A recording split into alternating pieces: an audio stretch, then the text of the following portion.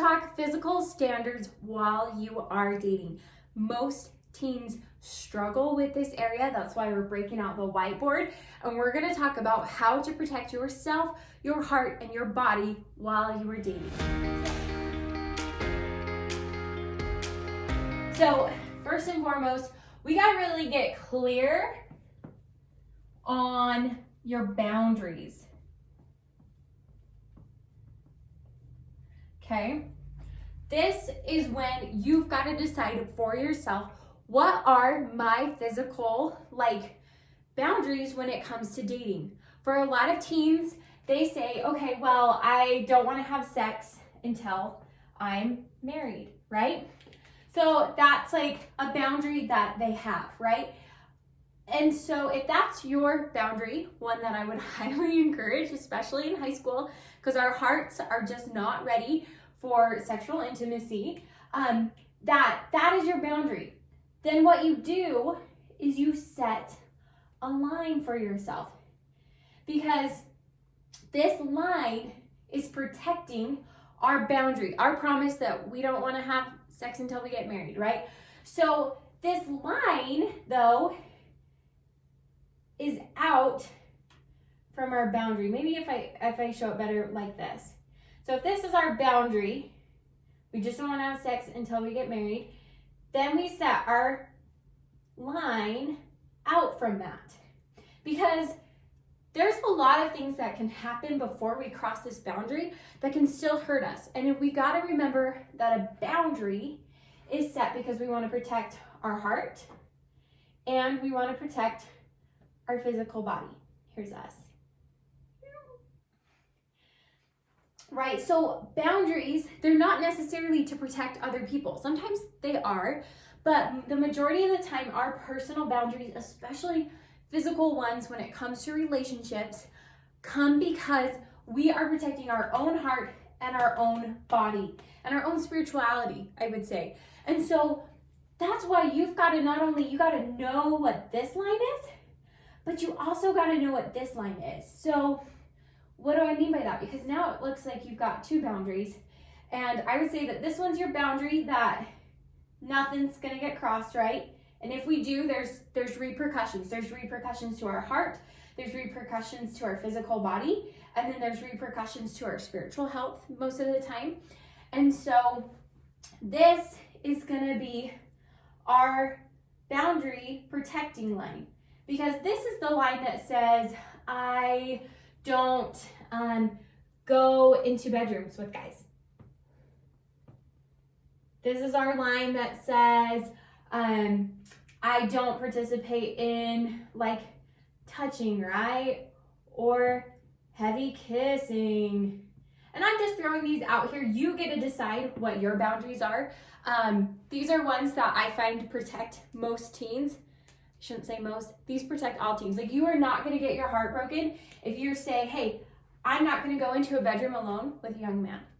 I'm not going to lay with, somebody that I like. I had somebody one time, they came up with this rule that I think is fantastic. They say, my feet stay on the ground. And I agree that if your feet stay on the ground while you're dating, you're going to avoid a ton of trouble, right? So this is that line that we don't do these things.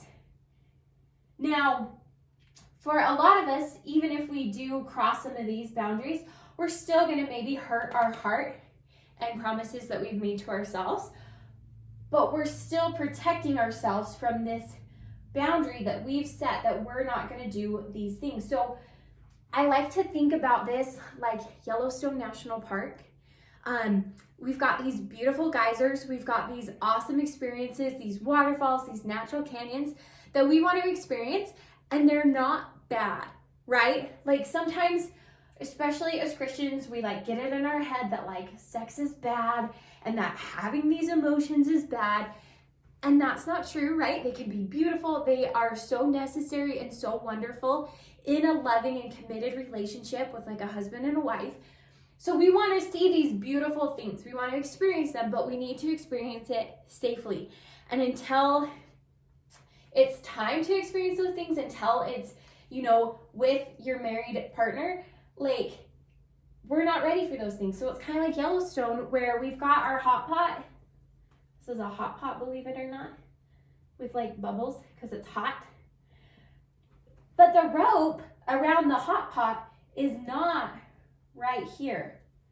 This is not the rope that says stay back, because this, if you've been to Yellowstone before, you know that the ground by the hot pot is super thin.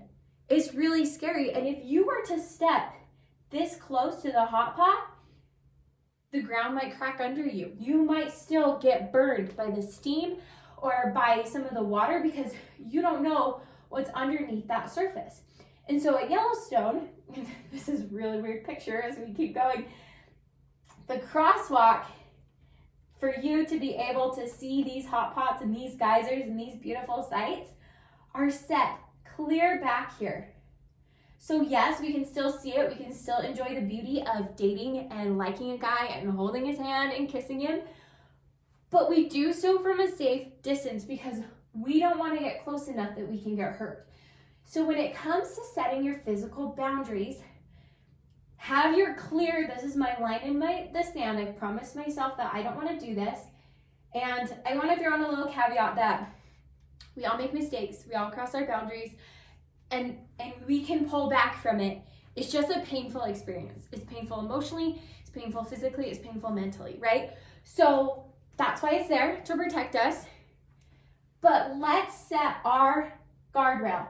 Let's set it out far enough that we aren't going to get close to this line. Because if our only line is this one, oh my goodness, there is so much room in between there that you can get hurt, that you can do things that you don't want to do. And it's like going up to the very edge of a hot pot and saying, oh, I'm not going to go in the water. But now all of a sudden, if I go clear over here, I'm close enough that I can still get hurt. And so that's one of the purposes of a boundary, is we want to have our line in the sand one, but we also want to set one that's far enough back that we're going to protect ourselves from even getting close to our boundary. Because I've experienced in life that when we get close to our boundaries, whether that's dating, in relationships, or whether that's a boundary of I don't want to be in scary, awful places, if we get close to that, we're still risking getting hurt. Okay, so we got clear on our boundaries. We set our guardrail,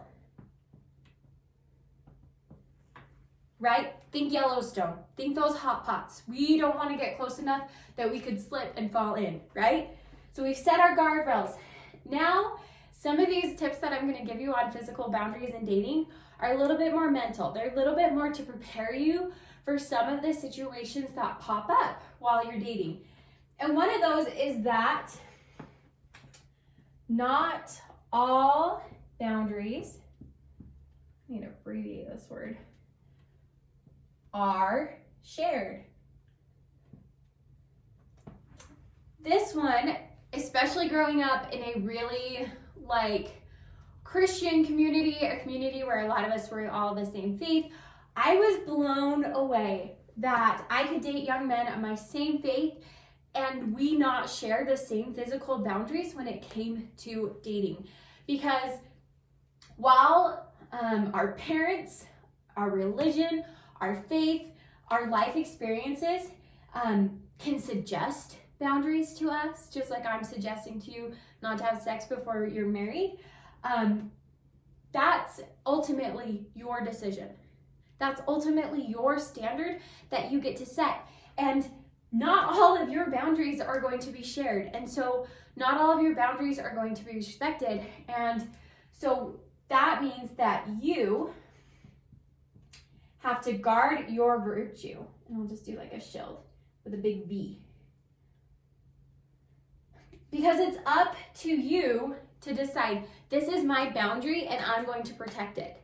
I think a lot of young women get in trouble because they go on dates with young men that are amazing and that are great, but then because they're not being careful about their guardrails, they get in trouble and they say, wait, we're both really great kids. wait, we didn't mean to do that. Like, we didn't mean, for all these things to happen, but they happened because we let down our guard. We thought that maybe that he would say something, or maybe that he would stop before it got too far. But it's totally 1000% up to you to protect your own physical boundaries when it comes to dating. And you have got to be the guard of your own virtue.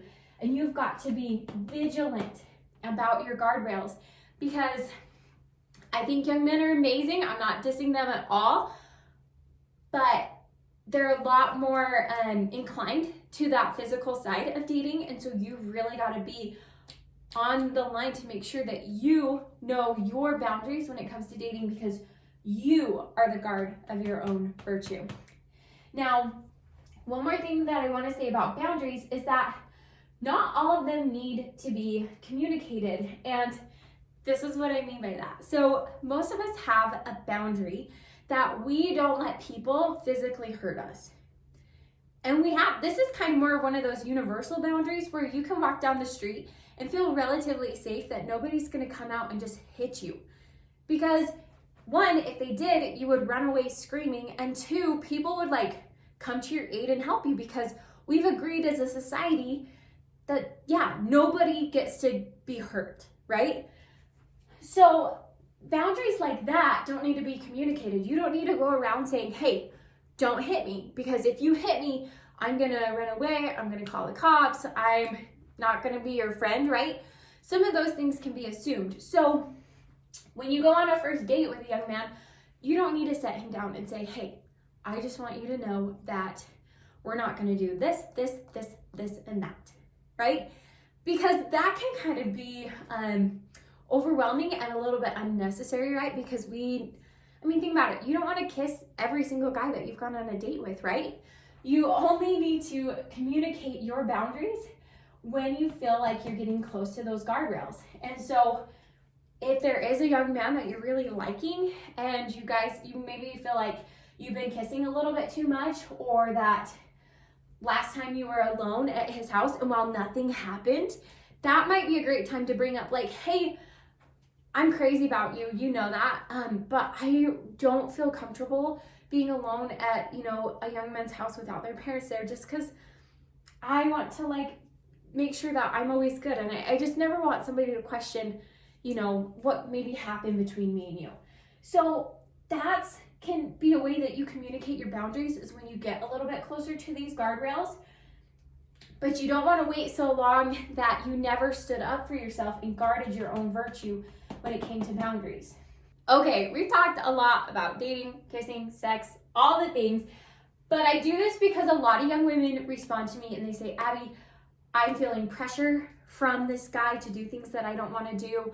And there's nothing more scary to me than somebody that's pushing our boundaries, because if a guy truly loves you and has respect for you, he's going to respect your boundaries. So I hope you realize that. I also want to be super transparent here that I know that a lot of you watching this have crossed your personal boundaries before when it comes to physical intimacy with a guy. And so I want you to know that you can always reset the line, that you can always decide what your boundaries are to protect your heart and to protect your body. That's a really scary stick figure.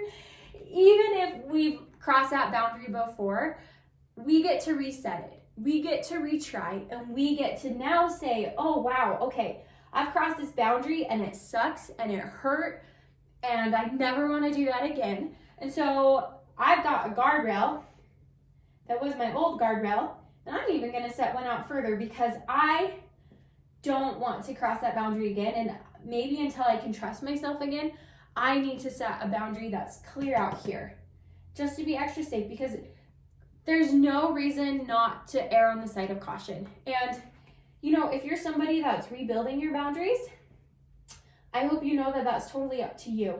And that's not something that a guy that maybe you guys have had sex before, or maybe, you've done things that crossed your guardrail. You get to decide and say, hey, no more. Hey, I'm putting this boundary back up. And while yes, that does require more action, maybe more guardrails, more healing on this side of things, he doesn't get to say, oh, well, but we've done it before. Oh, well, you're not a virgin anymore. Oh, well, like all these things. No, you get to rebuild those boundaries. You get to decide what they are, and you get to decide what the guardrails are. So don't let a guy with his beautiful eyes and his amazing smooth talk like convince you that it's okay to cross your boundaries, and also that you can't rebuild boundaries that maybe you've broken together. So, kind of a heavy topic. I hope that this really like helps you get some clarity when it comes to setting your physical boundaries in dating, because so many young women, they come to me, they want to be coached because they've broken boundaries and they're not sure how to rebuild them, or they're not sure how to set them in the first place when they start to date. And this is so important because we're not just talking about like, oh, do this to be more popular, or, you know, do this to be more productive, which are all great, all on my channel. We're talking about your heart. We're talking about your physical body. We're talking about your future. Like, we didn't talk about this, but like when you cross this boundary of sex, and that's why I like to encourage all my teens that I coach that, you know, let's not have sex till we're married, because when we do that, we don't always get to control the outcome, right? It can result in an unplanned pregnancy. It can result in an unplanned disease, right? It can result in a lot of emotional turmoil that you didn't think was coming your way. It can also result, like, yes, I get that you're like, well, you know, I can use birth control, whatever, okay? We're not gonna go into the details of that. So maybe you don't have a baby, right? But do you know how heartbreaking it is to share that part of your life with somebody and then have them reject you? Like, there's so many reasons we set boundaries, and it's for more than just like, oh, I don't want to do that because my mom and dad said not to do it. Boundaries are to protect you. So I hope you use this model when it comes to dating, rebuilding your boundaries, and setting your guardrails. I also hope that you can use this same model when it comes to other areas of your life, like emotional, spiritual, physical boundaries. These are things that you should start to think about as a teenager and really start to plan out in your life. So, wishing you the best of luck, and I cannot wait to see you in my next video. So, Abby J out.